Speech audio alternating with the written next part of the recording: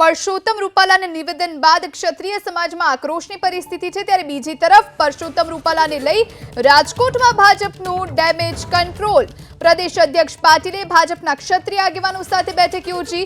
પ્રદેશ અધ્યક્ષ પાટીલની અધ્યક્ષતામાં ક્ષત્રિય આગેવાનોની બેઠક યોજાઈ છે. એકાદ બે દિવસમાં વિવાદનો અંત આવવાની શક્યતા છે. ભાજપના ટોચના નેતાઓએ વિવાદનો અંત આવવાનો દાવો કર્યો છે.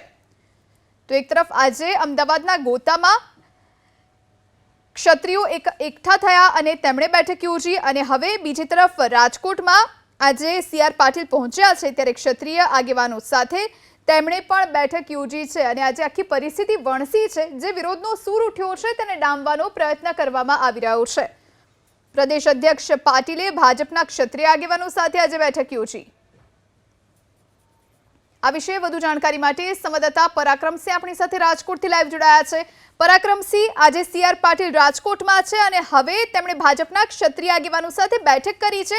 ડેમેજ કંટ્રોલની પરિસ્થિતિ ક્યાંક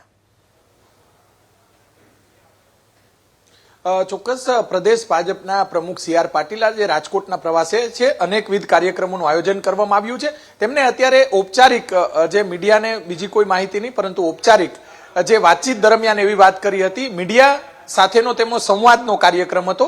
આ દરમિયાન જે આપણા દ્વારા પૂછવામાં આવ્યું કે આ જે વિવાદ ચાલી રહ્યો છે તેને લઈને ક્યારે અંત આવશે, ત્યારે તેમને એવી વાત કરી છે કે ક્ષત્રિય સમાજના જે ગુજરાતના આગેવાનો છે એક કે બે દિવસમાં તેમની સાથે બેઠક કરવામાં આવશે.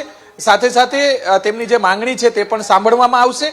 ક્ષત્રિય સમાજના જે મુખ્ય આગેવાનો છે ગુજરાતના, તેમની સાથે આ બેઠક જે છે ચર્ચા કરવામાં આવશે, બેઠક કરવામાં આવશે અને આગેવાનોને બોલાવવામાં આવશે.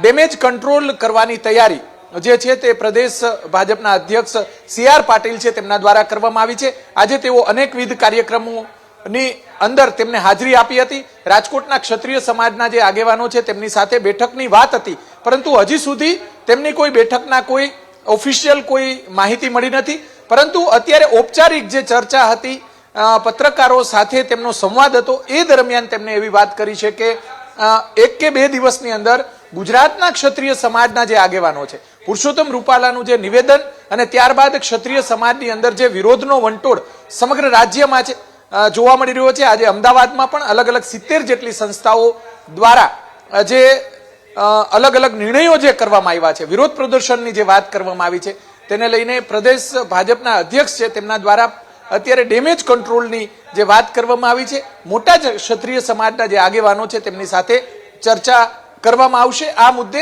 અને તેમની માંગણી જે છે તે પણ સાંભળવામાં આવશે. જી.